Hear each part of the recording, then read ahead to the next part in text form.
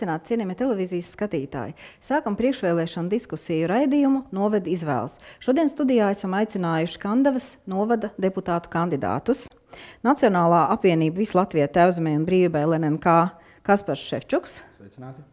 Latvijas reģiona apvienība Gunda Cīrule. Sveicināti. No Sirds Latvijai Dainis Rozenfelds. Sveicināti. Latvijas Zemnieku savienība Alfrēds Ķieģelis. Sveicināti. Un Latvijas Zaļā partija Inga Priede. Sveicināti. Vispirms dosim vārdu katram no deputātu kandidātiem 2 minūšu uzrunai. Un sāksim ar Nacionālo apvienību Visa Latvijā Tēvzemei un brīvībai LNNK Kasparu Šefčuku. Lūdzu. Sveicināti, godātie Kandavas novada iedzīvotāji, sveicināti televīzijas skatītāji. Kandavas novads ir vecākais novads Latvijā, un bieži Kandava tiek dēvēta par Kuzemes Šveici. Taču, diemžēl, Kandavas novada iedzīvotāju dzīves līmenis nav tāds kā Šveices iedzīvotāju līmenis.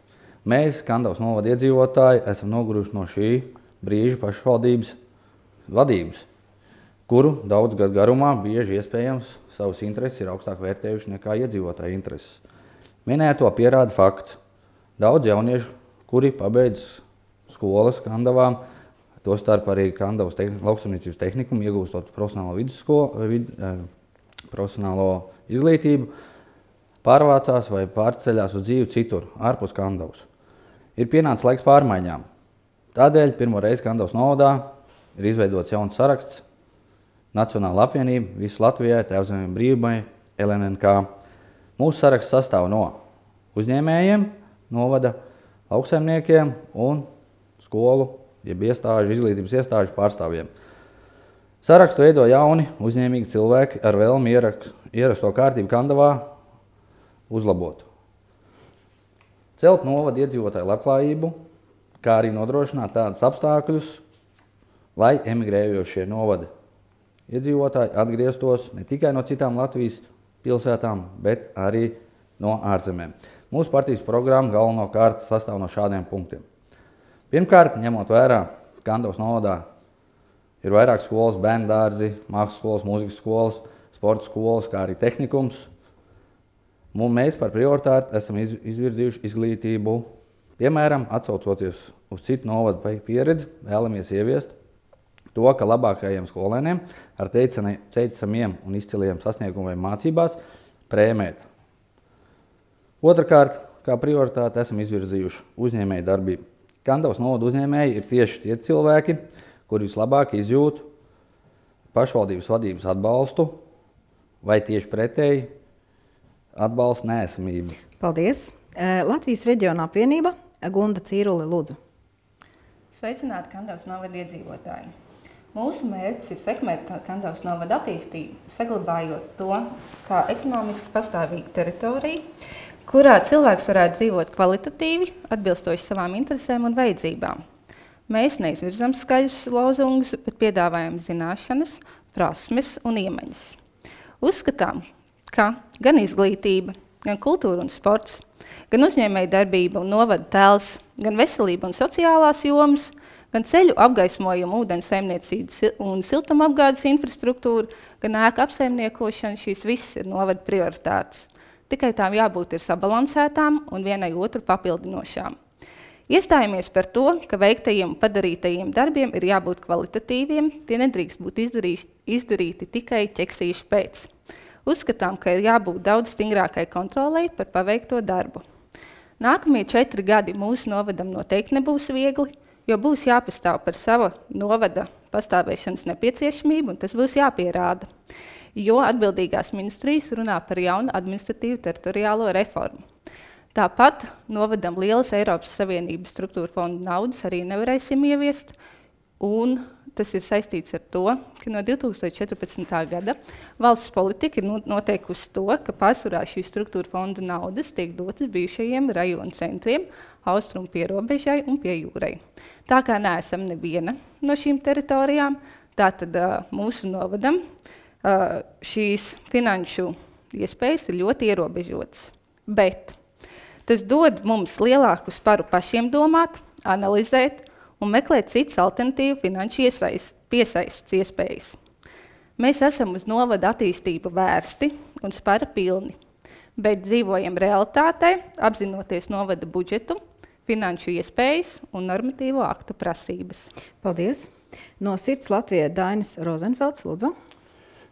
Esiet sveicināti Kandavas ļaudis, novads. Mēs esam paši pirmie, kas izveidējām novadu 97. gadā. Protams, tas uzlika mums liels pienākums turpmākai darbībai. Mēs bijām kā izmēģinājumi trusīši dažkārt, kur esam šobrīd nonākuši. Esam nonākuši tur, kā mēs esam strādājuši. Ir lietas, par ko mēs varam lepoties, un par tām arī vajadzētu runāt. Mums ir sporta skola, mums ir mākslas skola, mums ir dejas skola. Tās ir milzīgas, lielas vērtības, ja to mēs salīdzinām ar citām pašvaldībām.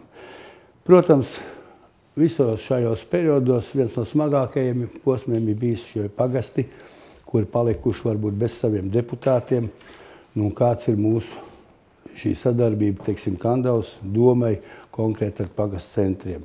Šī konsultatīvās padomas, ko nosaka arī Ministra kabineta noteikumu likums, tomēr nestrādāja tā, kā mēs esam domājuši. Tā kā nākotnē mēs domājam arī mūsu programmā paredzēts, kad lielāku uzmanību jāpievērš tieši laukiem, lai lauki varētu piedalīties, teiksim, to lēmumu īstenošanā, ko pieņem doma. Jo doma dažkārt pieņem lēmumus, kad lauku teritorijas ļauds par to uzzina stipri pavēlu.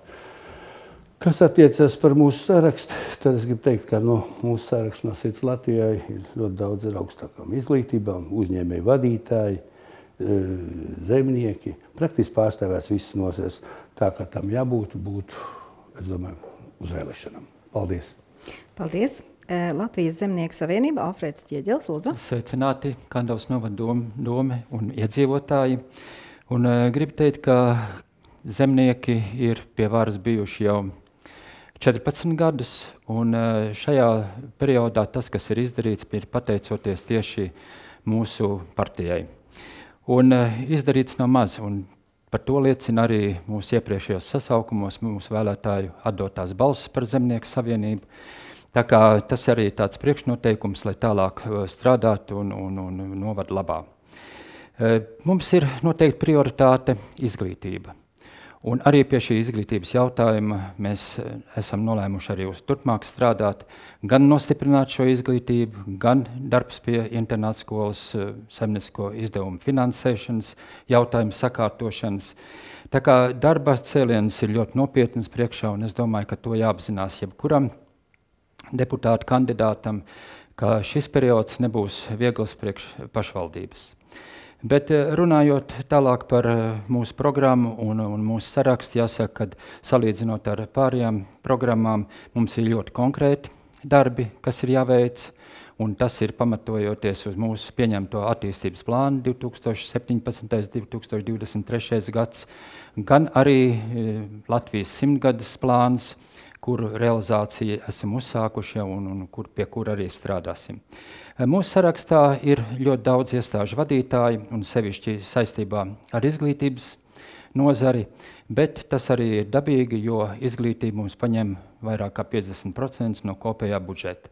Tā kā šīs naudas apsaimniekošanā ir tiešām jāpiedalās vairāk mūsu deputātiem un jādomā par to, kā efektīvāk un labāk izmantot šīs finanses. Paldies!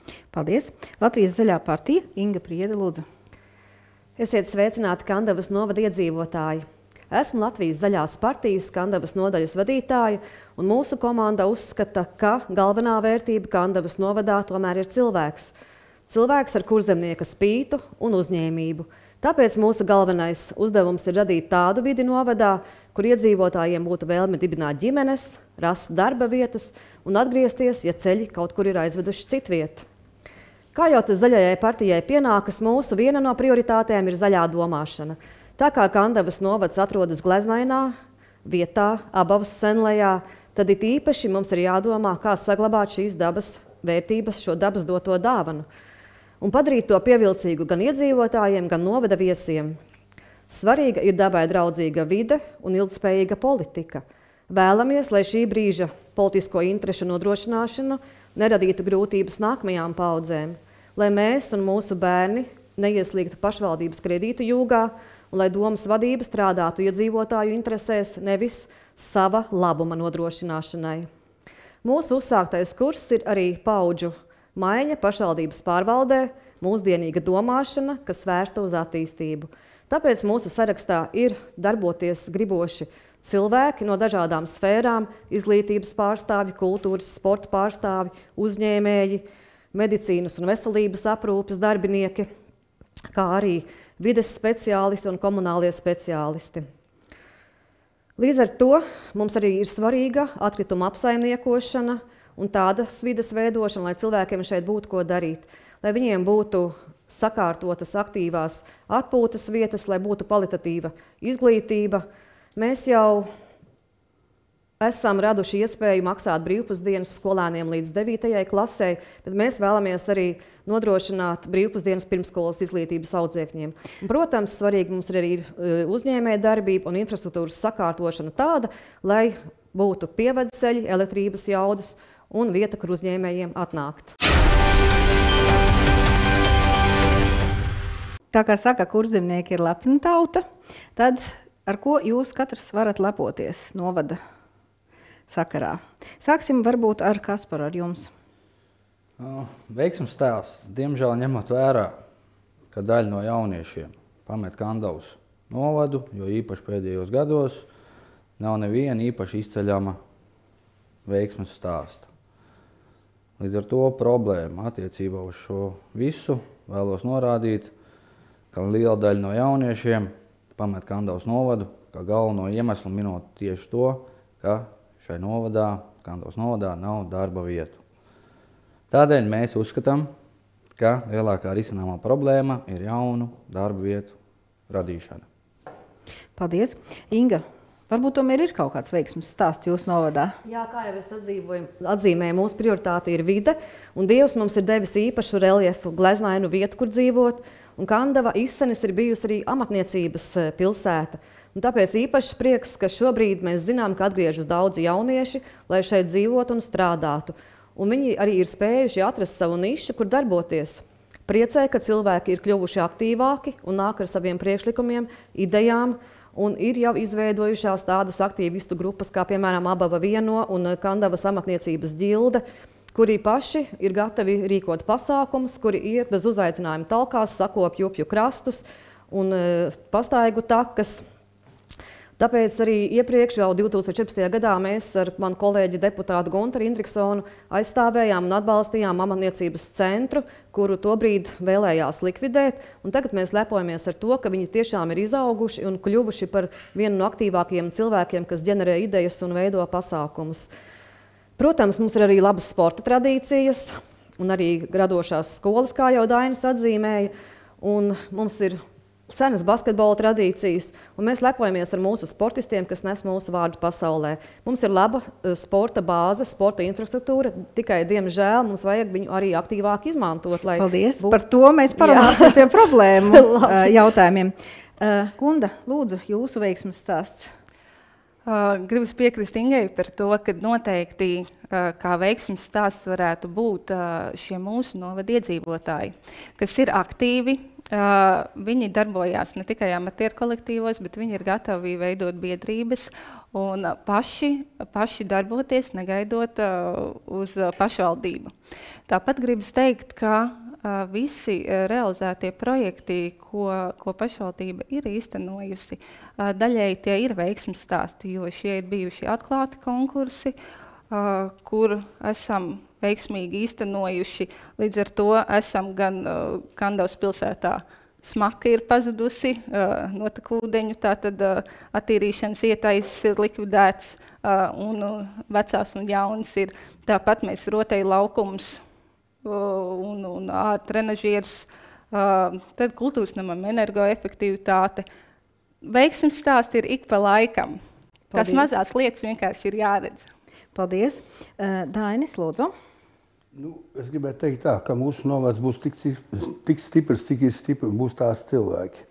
Tāpēc es domāju, ka šeit tēvzemiešiem negribētu piekrist. Varbūt, ka tas arī ir informācijas trūkums. Mūsu laimes stāsts ir garš, ir spilgts, ir neaizmirstams un tā tālāk. Jo mēs esam neliela pašvaldība salīdzinoši ar tām pašvaldībām, kas reizēm tā jūtams, ka nezinu pat, ko naudu likt. tad mēs par katru kapeiku trīcam un drebām, un arī tur mums rodās dažkārt gan strīdi, gan diskusijas, un varbūt kaut kas pat vairāk. Ir izdarīts ļoti daudz, jo Kandavā savu laiku tā infrastruktūra ir tik nopietna un liela, ka šobrīd pašvaldībai pie tā budžeta, ko mēs saņemam, ir ļoti grūti viņu uzturēt. Es pie laimes stāsta vēl gribētu teikt tā, ka ļoti svarīgi ir šobrīd to visu nedaudz spodrināt, to nedaudz visu cilvēkiem stāstīt, atklāt, kas ir kas un ko tas maksā. Dažkārt cilvēki to nesaprot, bet tas ir domas vadības, domas deputātu, teiksim, atklāt sarunu ar iedzīvotājiem. Un tad jāceļ tas pašlepnums mums iedzīvotājiem, un viņš mums ir, mēs esam kurzemnieki, un es domāju, ka ja mēs vairāk par to atklāt runāsim, jo ir ļoti, ļoti daudz Tad arī izdosies. Paldies. Un Alfred, lūdzu.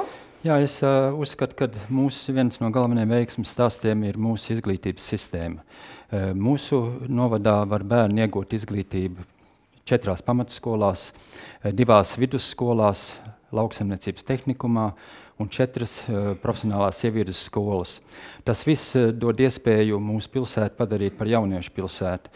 Un es arī gribētu teikt, ka tevzemieši vienkārši neseko līdz šiem veiksmes stāstiem, un katru gadu jau kaut kas notiek, un tiešām tādas labas lietas, kā piemēram sporthalles 2 ir uzbūvētas, promenāde, estrāde uzbūvēta, un tā kā arī Gunda teica, tad katru gadu mēs ejam iekšā projektos, un mēs kaut ko jaunu arī veidojam. Un arī es piekrītu Ingai, ka mūsu viens no lielākajiem veiksmes stāstiem, kas mums nodrošinātu arī tālāku perspektīvā turisma attīstību, tā ir mūsu skaistā vide. Un brauc skatīties cilvēki no gan vietējie, gan no ārzemēm brauc cilvēki skatīties uz Kandavu, kur zem Šveici. Paldies. Mēs izrunājam skaistas lietas, mēs varētu visu raidījumu veltīt skaistām lietām, bet mums ir jāvērš savu uzmanību uz problēmām. Un, Kaspar, jūs jau iesākāt runāt par problēmām, lūdzu, turpināt, bet arī piedāvājot savu risinājumu. Tātad viena no tām problēmām bija tā, ko jau iepriekš minēju par tām jaunām darbvietu radīšanām, tiem jauniem cilvēkiem. Tātad, kā risinājumu mēs varētu sniegt, veidot sadarbībā ar uzņēmumiem, tātad infrastruktūras sakārtošanu šiem uzņēmumiem. Palīdzot ar komunikācijām, ūdens, saimniecību, elektrību piesaistot un tā tālāk un tā tālāk. Tā būtu viena no risinājumām problēmām, lai šie jaunie uzņēmēji, kas nāk no malas, lai viņiem Kandava vai Kandavas novads liktos pievilcīgs. Šeit attīstot savu uzņēmēju darbību. Līdz ar to, ja šādu politiku mēs varētu īstenot, es ceru, ka daudz šie jaunieši, kas pabeidz gan skolas Kandavā novadā, gan arī, kas pabeidz lauksaimniecības tehnikumu, nedotos meklējumos uz citām pilsētām, bet palikt tieši Kandavas novadā. Paldies. Tāds ir jūsu skatījums. Inga, lūdzu. Protams, kā jau visā valstī, arī Kandavas novadā viena no galvenajām problēmām ir ceļu infrastruktūra, ceļu bojājumi. Lielākais tas jau ir arī populārs palicis Latvijas mērogā, mūsu Cēres ceļš un Zantas ceļš. Bet mēs jau gadiem risinām šo problēmu. Esam arī pieaicinājām satiksmes parlamentāro sekretāru mūsu partijas vadītāju Tavaru kungu, kurš bija ieradies tieši apsakot šos ceļus, un esam saņēmuši solījumi, ka 2019. gadā tas tiks sakārtots. Protams, iedzīvotāji jau vairs tam netic, jo kā mainās valdības, mainās arī prioritātes. Labums ir tas, ka esam ieguvuši 1,44 miljonu finansējumu arī Grānsas seguma ceļu sakārtošanai, bet arī tur neiet projektēšanas darbi tik raiti, kā gribētos. Protams, mūsu otra lielākā problēma ir šīs darba vietas, un mēs uzstājam uz to, ka ir jārada šīs ražošanas zonas, šīs industriālās jeb vietas, kur varētu nodrošināt šo visas komunikācijas, lai šiem uzņēmējiem būtu, kur ienākt. Mums pat pagastu teritorijās ir tāda sāpe, ka nav pat normāli mobilo tīklu pārklājumu. Tas viss ir risināms valdības mērogā, un pie tā ir noteikti jāstrādā. Paldies. Arī, protams, Paldies. Turisms. Tad turismam mēs vēl pievērsīsimies. Gunda, lūdzu. Mūsu lielākā problēma, ko mēs katrs ikdienā izjūtam, tiešām tie ir ceļi. Vienmēr jau gribās šo naudu vairāk, lai būtu, bet mūsuprāt, ka pie tās esošās finanšu situācijas būtu jāskatās, kā šis finansējums tiek izlietots. Tātad vairāk pievērst uzmanību šai darba kvalitātei, uzturēšanai, jo jaunus ceļus izbūvēt, mēs saprotam, ka mēs nevarēsim, bet kvalitatīvi uzturēt, gan to tā kā vajadzētu. Uzskatām, ka jābūt ir tātad lielākai kontrolei. Protams, vēl problēma ir arī darba vietu trūkums, kā visās lauku teritorijās, bet jau nepilnu pusgadu ir izveidots izglītības un uzņēmējdarbības atbalsta centrs. Līdz ar to tā varētu būt platforma, kas rada šīs sarunas, vēlmes, zināšanas, kad varētu radīties šīs jaunās darbības. Paldies. Dainis? Es domāju, ka pat galvenā problēma novadā šobrīd ir šī novada budžets, šī finansiālā situācija. Situācija, godīgi runājot, ir ļoti slikta. Es kādreiz par to brīnos, runājot ar domas vadītājiem un dažādi arī pieredzējušiem deputātiem, ka neviens tā īsti nesaprot, ka šodien mums faktiski kopējais parāds sasniedz 10 miljoni, jo mūsu kopbudžets ir 12 miljoni. Jā, to izdalot pa gadiem, tas būtu tā, bet mēs kaut kā ņemam ļoti liels objekts. Pirmkārt, steidzamies viņu ņemšanā, viņu apgūšanā, un kvalitāte nav. Tad rodās papildus izmaksas un tā tālāk. Es domāju, ka ļoti rūpīgi jāizvērtē iedzīvotāju ienākumu nodokļus, kurus iestādes, ko maksā un kā maksā. Tā kā ļoti nopietni es gribētu pievērst visu uzmanību uz to, ka nepieciešama ir šī finansiālā sakārtotība. Pārdomāt saimniekošanu. Jā. Tieši tā. Un Alfreds, lūdzu?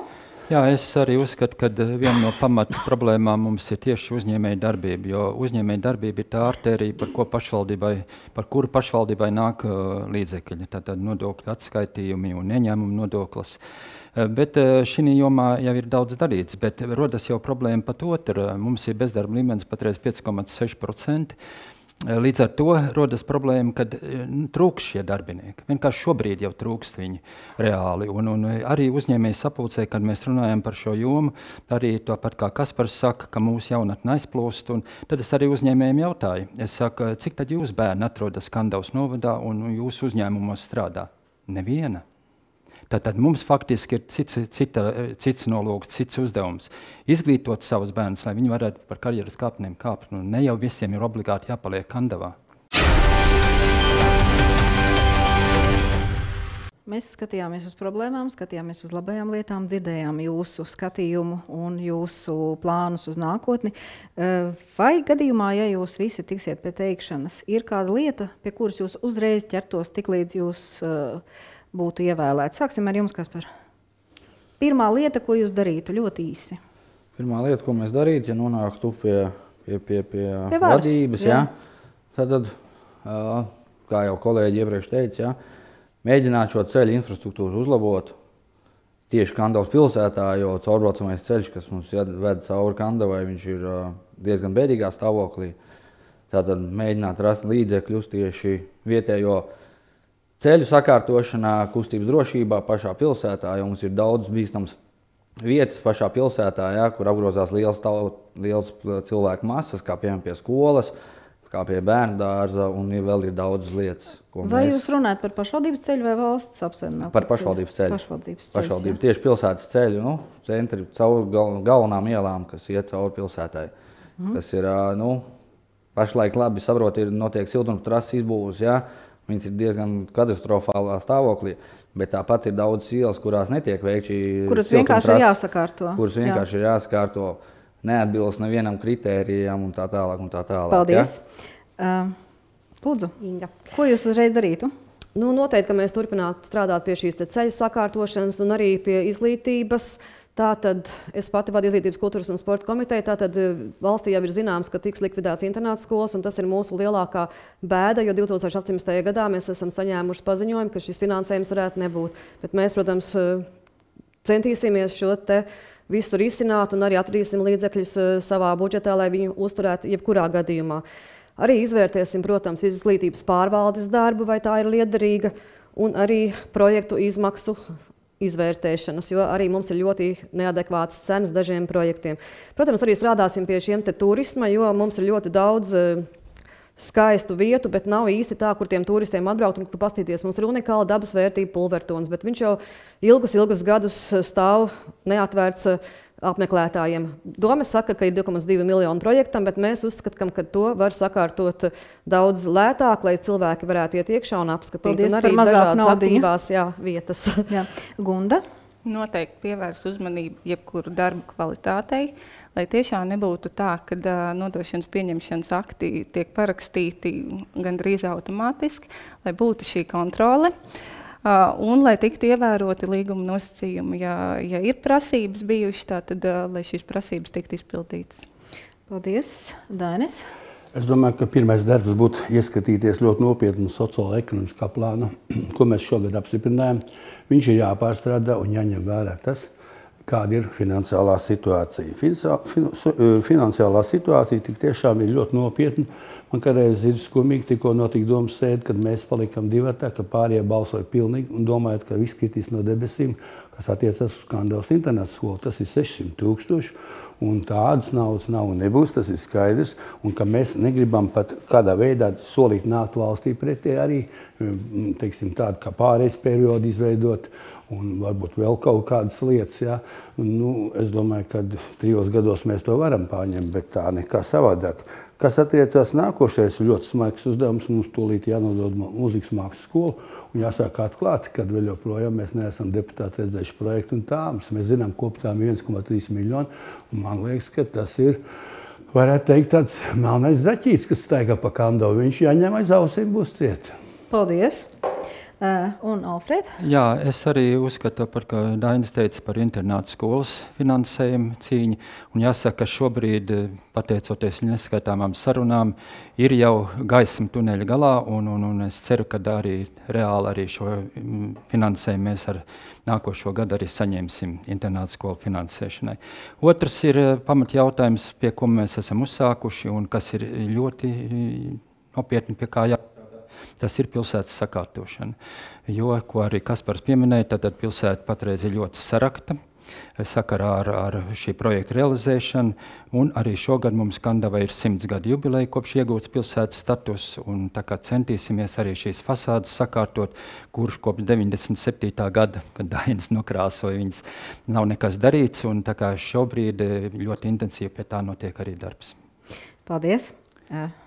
Izskatās, ka jūs ļoti labi zinat, kur un kādas ir problēmas, un droši vien ievēlēs, neievēlēs nav tik būtiski. Jūs visi jūtaties jau kā komanda un cīnīsieties par vienām un tām pašām problēmām. Ir tā? Vai jūs visi esat kandavnieki vai Kandavas novada iedzīvotāji? Es domāju, ka jā. Jā. Viss ir, jā. Pat deklarējuši. Jautājums ar kādu stāžu, kurš un kurš, bet būtībā es domāju, ka viss. Kad piedzimst. Kad ir dzīvis, jā. Jums, kā lepniem kurzemniekiem, ir iespēja tagad uzdot jautājumu saviem konkurentiem. Vienalga kādu, vienalga kuram. Sāksim varbūt ar jums, Kaspar. Kam jūs izvēlaties uzdot jautājumu? Es uzdošu Rozenfeld kungam. Es atļaušos nolasīt, ja? Tātad jautājums no sirds Latvijai. Tātad jūsu partijas programmā tiek norādīts, ka viena no prioritātēm ir uzlabot pašvaldības darbu, piesaistot jaunus izglītotus speciālistus konkursu kārtībā. 2017. gada sākumā tika izsludināts konkurss uz vakanto SIA Kandavas komunālajie pakalpojumi valdes priekšsēdētāju vietu. Jūs, kā minētā konkursa komisijas loceklis, apstiprinājāt savu partijas biedru, cilvēku, kurš jau ir tuvu pensijas vecumam, iepretīm 30 gadus vecam kandidātam. Līdz ar to jautājums sekojošs. Vai iepriekš minētais nenorāda, ka jūs tieši nevēlaties piesaistīt jaunus speciālistus? Kā tieši jūs plānojat piesaistīt jaunus speciālistus? Ļoti labs jautājums. Tiešām gaidīju tādu. Es biju šajā komisijā. Un kāda ir situācija? Situācija ir tāda, ka praktiski nav tāda cilvēka ar atbilstošām izglītībām. Tik pieminēts jauns cilvēks, viņš ir ar mums šodien atrodas, ja nav izglītība, nekā nevar darīt, tu nevar. Kas attiecas par cilvēku, kurš tik apstiprināts, tas ir cilvēks ar milzīgi labu pieredzi.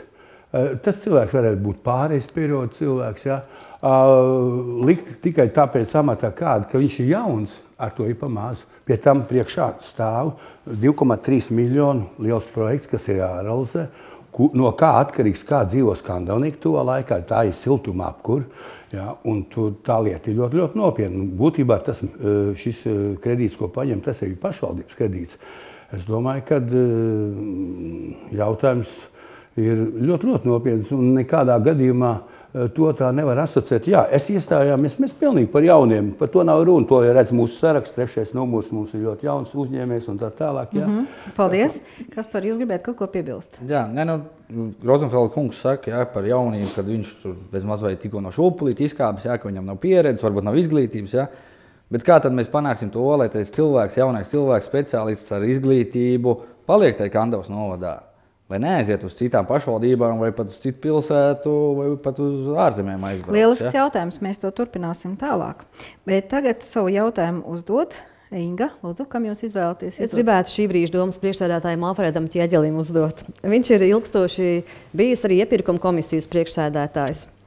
Un situācija ir tāda, ka ilgus gadus konkursā piedalījušies ir vien un tie paši uzņēmumi, reāli viens pretendents, kurš arī vienmēr ir uzvarējis. Līdz ar to parādās neadekvāti augstas cenas, kas griežās miljonos. Pēc tam, paskatoties tāmas, izskatās, ka tur varēja daudz lētāk to visu izdarīt. Un arī mūsuprāt ir, kāpēc pieļāva startēt tikai vienam uzņēmumam, kāpēc vērtēt tikai vienu uzņēmumu, tad mūsuprāt šo te konkursu vajadzēja vispār anulēt un izsludināt pa jaunu. Jā. Pēc iepirkuma likuma var arī viens pretendents iesniegt dokumentus un viņu izvērtēt. Un iepirkuma komisijas galvenais uzdevums ir izvērtēt dokumentu pareizību un ne par šīm finansēm cik daudz. Protams, ka tas ir slikti, un es pats arī to atzīstu, ka nav iespējams mums salīdzināt, ja tikai viens pretendents iesniedz. Mums nav nekādu argumentu par to, ka varbūt šīs cenas nebūtu pareizas. Paldies. Gunda, jūsu jautājums? Mans jautājums būs Kasparam. Jūs noteikti ziniet, kāds ir Kandavas novada budžets un kādas ir šīs sadalījums pa nozarēm. Jautājums ir tāds, vai jūs apmierina šīs proporcijas, kā ir sadalīts, un ja nē, tad ko jūs mainītu un uz kā rēķina? Tad budžets šī 2011. gadā ir 9,7 miljoni tur aptuveni, ja, no kurām viena daļa aiziet tieši pedagoga algās. Un izglītībā vispār, kā jau kolēģis Alfreds teica, ja, 50% no budžeta aiziet tieši izglītības nozarē. Nu, un, kā kolēģi Inga teica, ja, tad varbūt ir jāskatās par šīs liederības izmantošanu, varbūt vispār samazināšanu tieši izglītības pārvaldu, apvienot ar tukumu nodaļu vai kaut kā tādu. Nu, tālāk skatītos, kas attiecās uz ceļu sakārtošanu, labiekārtošanu, kādu tur aiziet nauda, sociālam dienestam varbūt jāpalielina tieši arī nodokļi.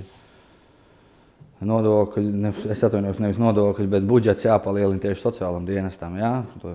Jo novadā ir pietiekami daudz cilvēki, kas ir pensijas un pārpensijas vecumam, jā, kam varbūt šī sociāla aprūpe ir nepieciešama.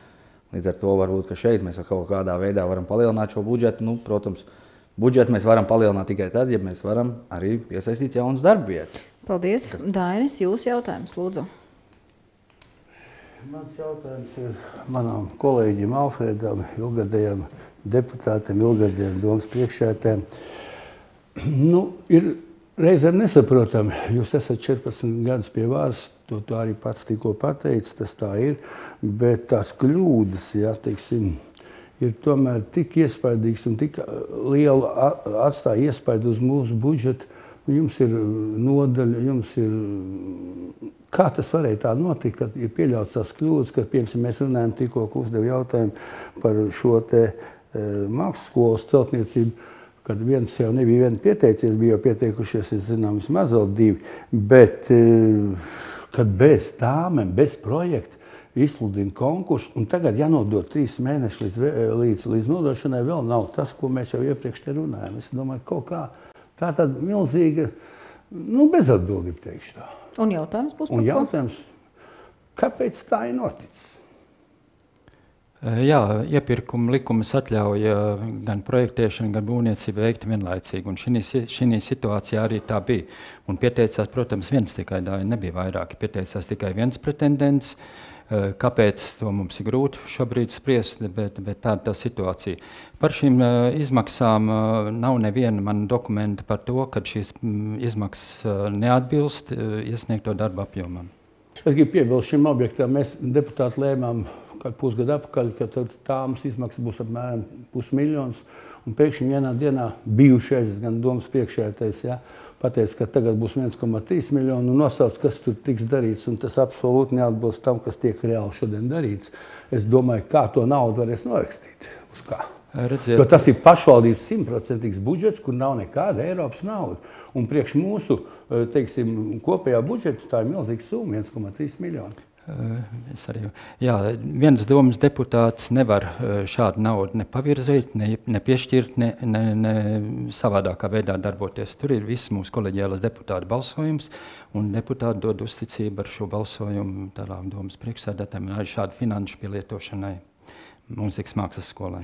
Es saprotu, šī ir ļoti nopietna problēma šobrīd ar mākslas skolu. Protams, Varbūt tad nākošo jautājumu veidojam attiecīgi saistībā ar šo te situāciju, ko darīt tālāk.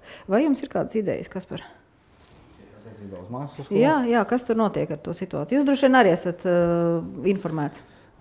Teikšu godīgi, ļoti minimāli esmu informēts par cik mēs neesam domē, neesam neviens tur no mūsu sarakstā, neviens nav deputāts.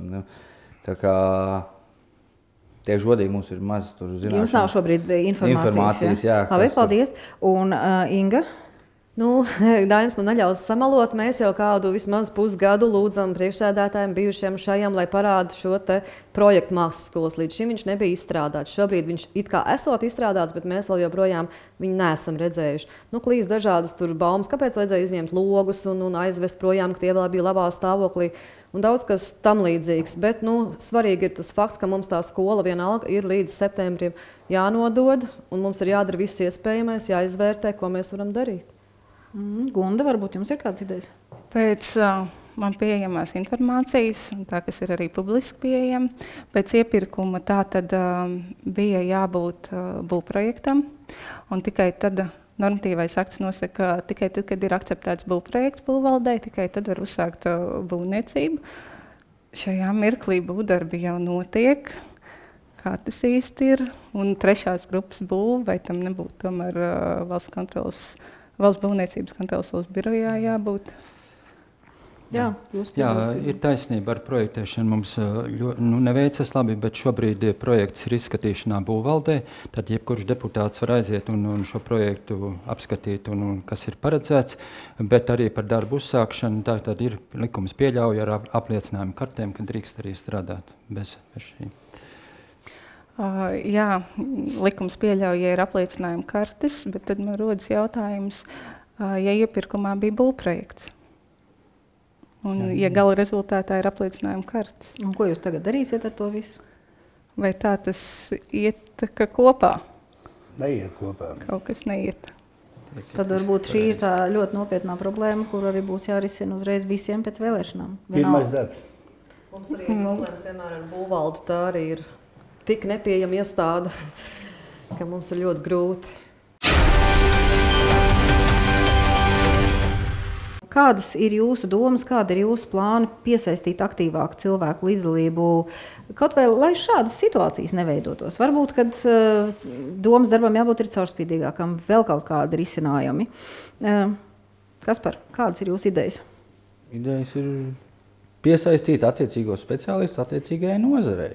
Tātad attīstības nodaļai, iepirkuma speciālistam jābūt juristiem un visiem, kas piedalās šajā projekta izstrādē, un caurskatāmība, lai būtu arī pret visiem pārējiem domas deputātiem, kā arī pieejam publiski Kandavas iedzīvotājiem vai Kandavas novada iedzīvotājiem, kas varētu iepazīties ar visiem šiem, kas notiek domē un kāda lēmuma tiek pieņemta un vispārējais. Cik jums ir aktīvi tie iedzīvotāji un kā viņus vispār izdodas piesaistīt?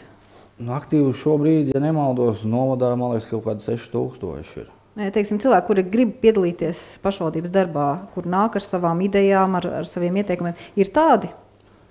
Es grūti komentēt, neesmu bijis tādā nevienā.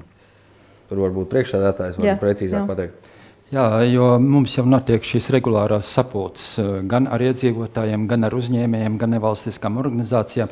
Un caur šīm visām organizācijām mēs arī iegūstam informāciju par to, ko iedzīvotāji vēlētos, kur prioritātes, kā tālāk darboties domē, un arī to, ko Dainis pieminēja par šo atklātumu principu, arī tas, kas manā laikā kādreiz arī bija. Ja mēs realizējam kāds liels projekts, tad nevis realizējam, bet bija priekšlikumi par projektiem, tad mēs arī publiski apspriedam ar iedzīvotājiem to.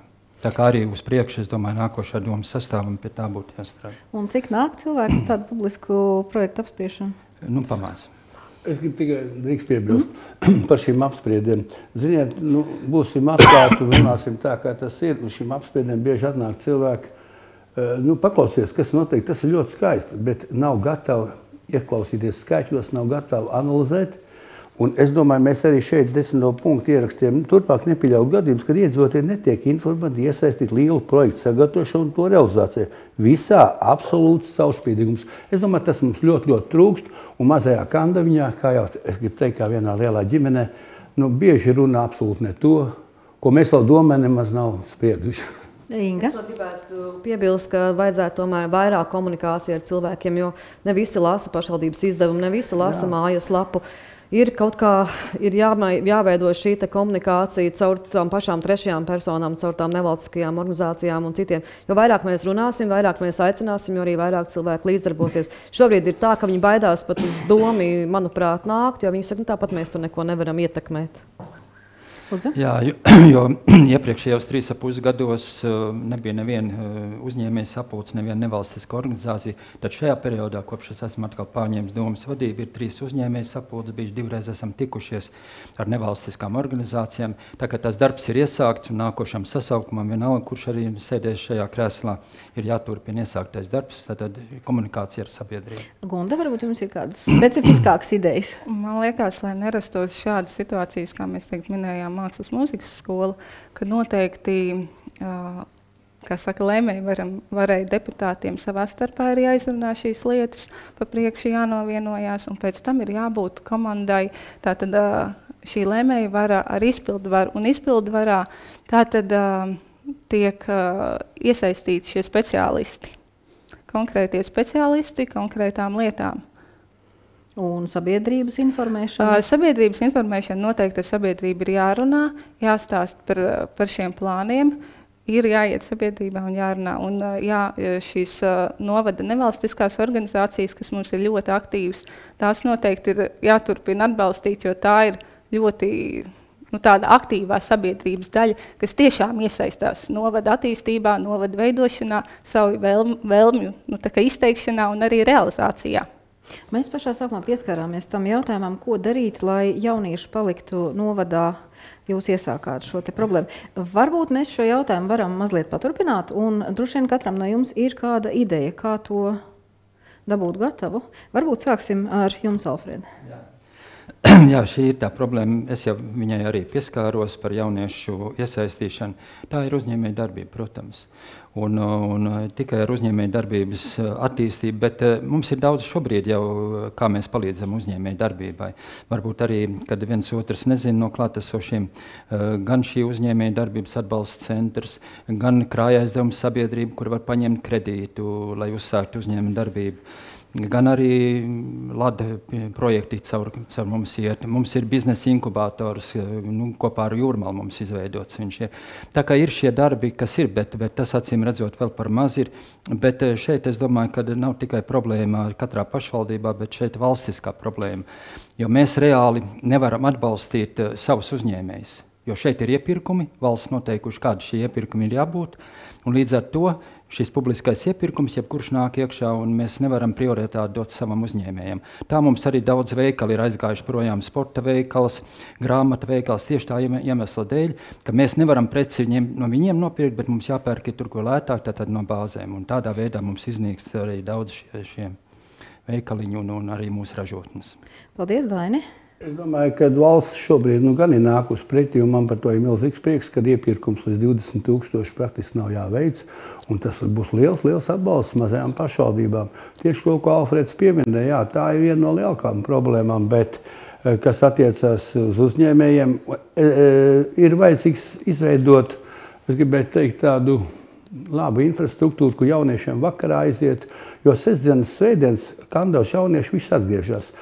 Kur ir problēma? Es bieži tiekoties ar jauniešiem, pat cik es pats sportoju, viņi saka, ka, mīļie, es aizbraucu uz Rīgu, man tur ir kārtīgi alga, es visu nedēļu tur atrodos, atbraucu mājās, es nopelnu vairāk kā 1000 eiro. Lai 1000 eiro Kandavā nopelnītu, vismaz jāstrādā domē par vietnieku. Paldies. Gunda? Daudz ko jau Alfreds pieminēja, ko vajadzētu darīt, bet domāju, ka šis izglītības un uzņēmēja darbības centrs šajā mirklī ir uzsācis darbību un noteikti vērtēs, ko mums piedāvā mūsu skolas šajā mirklī, kāda ir uzņēmēja darbība vairāk novadā un tātad kāds ir uzņēmēja pieprasījums darbiniekiem. Un varētu būt, ka šeit šis centrs varētu skatīties un koordinēt, tātad palīdzēt šiem uzņēmējiem meklēt šos kvalitatīvos un novadā varbūt, kas ir mācījušies, aizgājuši tālāk uz Rīgu, lai viņi nāktu atpakaļ, kad teikt, jā, mums ir šādi speciālisti. Tas varētu viens variants būt. Vēl jau var jau būt, ka pēc tehnikumu vai pēc vidusskolas, tad, kad ir beiguši jaunieši, varbūt, ka veidot kādus konkursus, un tad pirmai vietai dot kaut kādu to starta kapitālu. Tā kā attīstīties ir kur un idejas ir. Un Inga? Es gribētu piebilst, jā, ka jauniešiem ir daudz, mums aktīvi jaunieši, bet mums nav tieši varbūt tādas vietas, kur aiziet ģimenēm. Mums trūkst šīs, kā par piemēru var minēt Ventspili, kur ir šis Lemberga hūta. Mums ir ļoti pateicīgs vēl vietas, bet mums nav ne tādu meža kaķu, ne mums ir kādas atrakcijas, ne mums ir pat skatu torņi, mums nav, kur uzkāpt paskatīties. Pat nojošanas taka mums nav. Es domāju, ka to mums noteikti vajadzētu sākt ieviest, lai būtu arī aktīva atpūta. Runājot par uzņēmēju darbību, nav viss tik rožaini, jo, piemēram, mans kolēģis, viņš ir liels uzņēmējs Kandavā.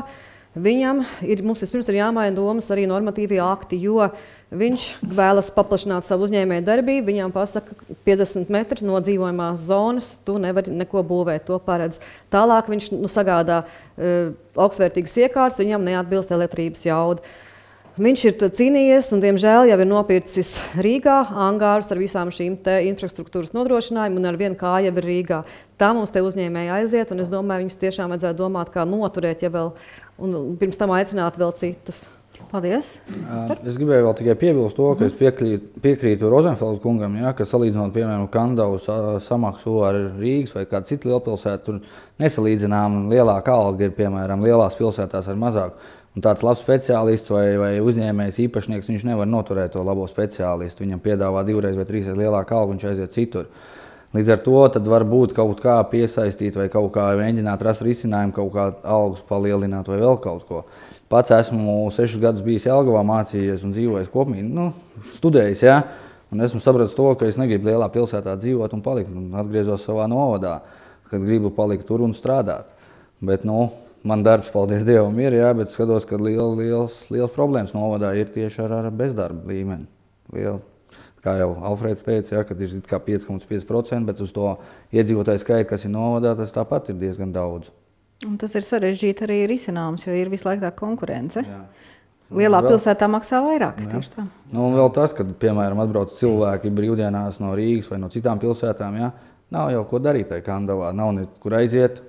Nav ko apstīties, kaut vai tos pašus elementāros skatoņus izbūvēt, kaut kāds, kā jau iepriekš runāja, jā, mums tomēr tā apvidus ir diezgan gleznains un skaists jau viņš izskatās, jā.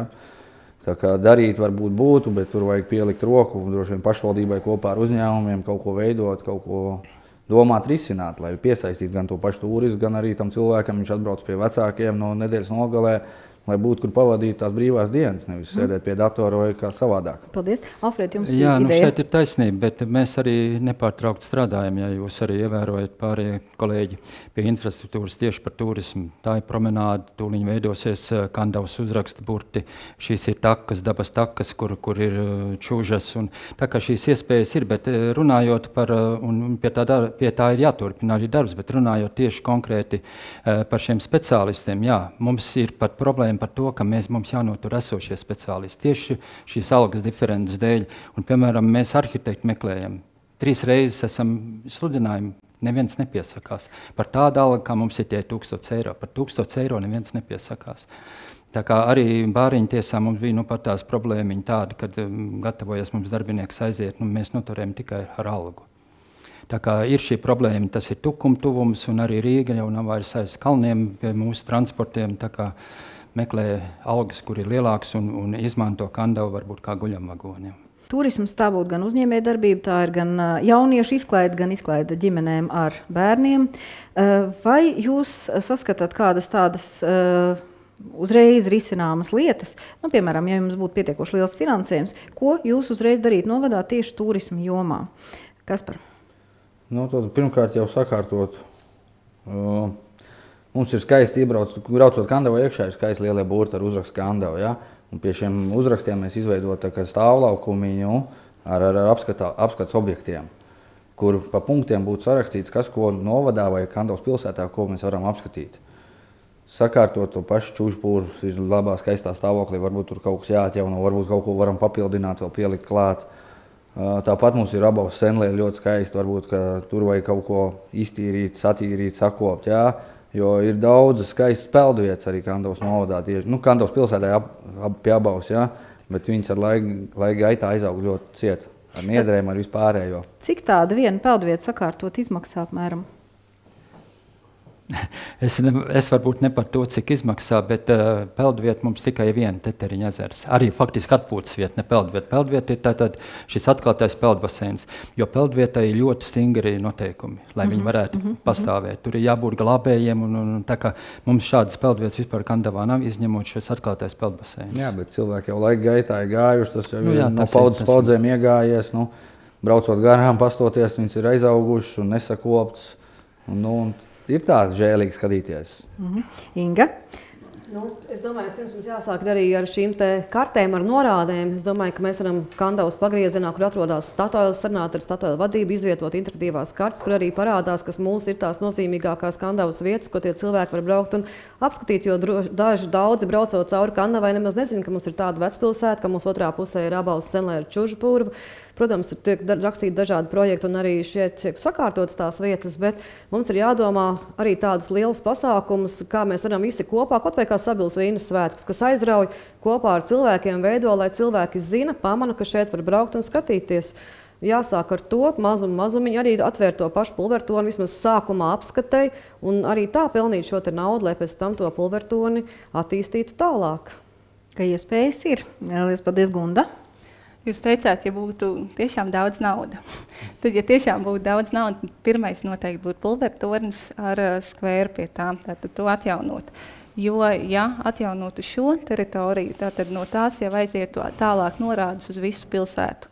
Tātad tā jau būtu iespēja, ja cilvēks cauri braucot Kandavai, ieraug pulvertoni, viņš piestāja pie pulvertoni, tad viņam jau ir iespēja un interese iet tālāk, jo tur būtu šī informācija par to, paiet vēl pāris soļus uz priekšu, jūs redzat to un tur šito. Paldies. Dainis? Es gribu teikt, šajā jomā ir daudz arī darīts, bet redziet, no pilsētas, teiksim, tā kā deputātu viedokļi bieži vien ir daudz cits prioritāts. Jo kāpēc? Tāpēc, ka turisms praktiski nekādu lielu ienesumu un finansiāli mums nedod.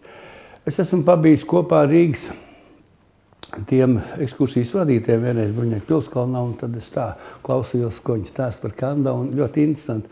Un man pat gribējās, es viņai piegāju klāt, es teicu, ziniet, man ļoti interesanti bija klausīties tās visas lietas, kas notiek ap Kandavu, tā kā brauc ļoti daudz turismu. Pirms brauc Kuldīgā, vienmēr iebrauc Kandavā.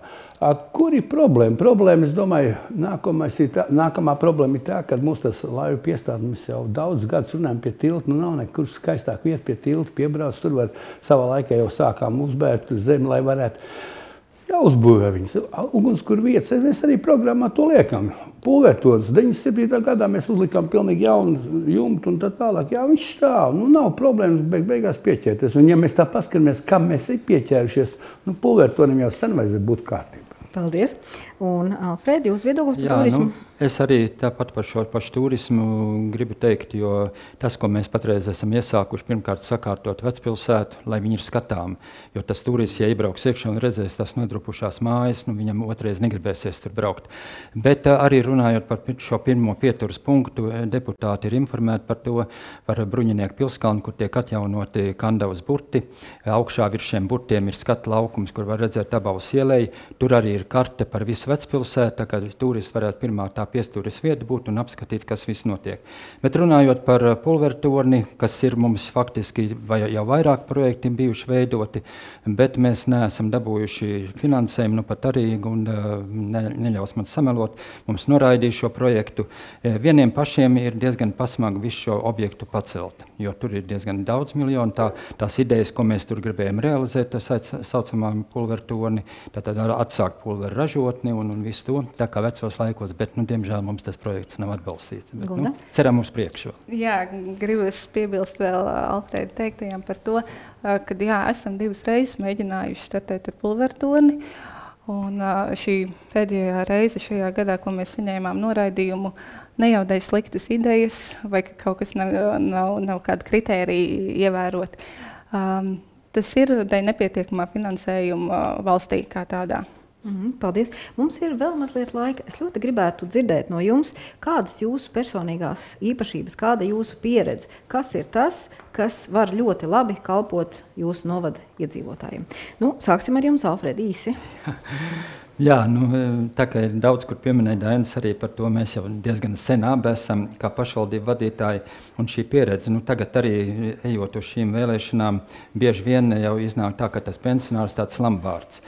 Ja paskatāmies pasaules pieredzi, kur visi lielie valsts vadītāji ir tādā vecumā, tā kā mēs ar Daini. Tā kā es domāju, tas nav rādītājs, bet labprāt mēs arī esam gatavi ielaist jaunos cilvēkus, lai nāk un strādā, bet ir jābūt ar pieredzi. Un mēs jau 2 sasaukums pēc kārtas uz šiem jauniem speciālistiem, jauniem darbiniekiem esam iekrituši jauniem vadītājiem. Un tā kā šeit ļoti uzmanīgi jābūt par to, kurš tad var vadīt domi, un kā jau no visiem izskanēja, tad priekšlikumi ir ļoti daudz, kurus vajadzētu realizēt, un tie būs deputāti, kas kopā lems un par to, kuras būs prioritātes un kā Kandavas novadam attīstīties. Paldies, Dainis. Jā, es esmu deputāts no 76. gada, un tad jūs var iedomāties, ko es gan nav pārdzīvojis un tā tālāk. Bet ne tas stāsts par to būs. Stāsts būtu par to, kad šeit nevajadzētu šķirot jauns vai vecs vai kāds. Ja viņš ir darbīgs un atbildīgs, un ja viņam ir mīlestība pret to vietu, par ko viņš uzskata, ka viņš ir tur vadītājs un tā tālāk, ja viņš izveido ap sevi ļoti labu komandu, tad var strādāt, nav problēmas. Es pilnīgi piekrītu Kaspar teiktiem, klātesošiem, kad jaunos vienmēr vajag tūmā turēt. Rezervē jābūt, un viņas ir, nevajag nekad teikt, ka viņas nav. Jo dažkārt mēs norakstam, nav pieredze. Kad tā pieredze nāks, ja viņš nestrādās tev blakus? Paldies, Gunda. Es jau 10 gadus strādāju pašvaldībā, līdz ar to pārzinu pašvaldības darbu un to funkcijas, kas ir pašvaldībai jāveic, pārzinu normatīvos aktus, un man ir savs viedoklis, savu stingrā nostāju, ko arī mēdz paust. Paldies, Inga. Nu, mana pamatprofesija šobrīd ir sabiedriskās attiecības. Es 10 gadus esmu strādājusi Talsu novada domē šajā jomā. Un es uzskatu, ka šeit Kandavā tomēr ir nepietiekama komunikācija. Mums ir vajadzīgs informēt gan tos uzņēmējus, gan tos zemniekus, gan jebvienu iedzīvotāju par projektu iespējām, palīdzēt viņiem arī sagatavot šos projektus, apvienot šos te uzņēmējus zemniekus, lai viņi varētu ražot ne tikai izēvielas, bet arī pievienotās vērtības produktus, pārstrādes, tam līdzīgi. Tas viss ir jāskaidro, kādas ir šīs te projekta iespējas, jo daudz to nemaz nezina.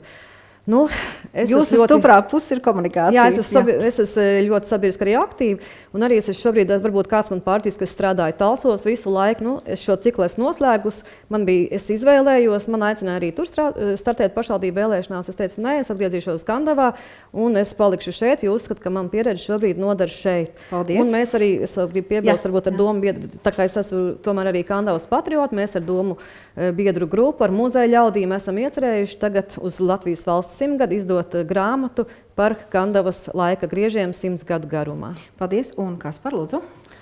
Man jau visvienkāršāk, starp klātesošajiem neesmu bijis domē, neesmu strādājis tur, jā, bet ne par to mēs esam jauni cilvēki, gan partijā, gan vispār šī sarakstā. Mēs ar savādāk domāšanu varbūt nekā mūsu priekšteči domājam un redzam, kā notiek, un redzam, kā mēs varētu uzlabot visu domas darbību, varbūt novada darbību un vispārējos. Paldies! Cienījamie skatītāji, ar mums šodien studijā bija Kandavas novada deputāta kandidāti.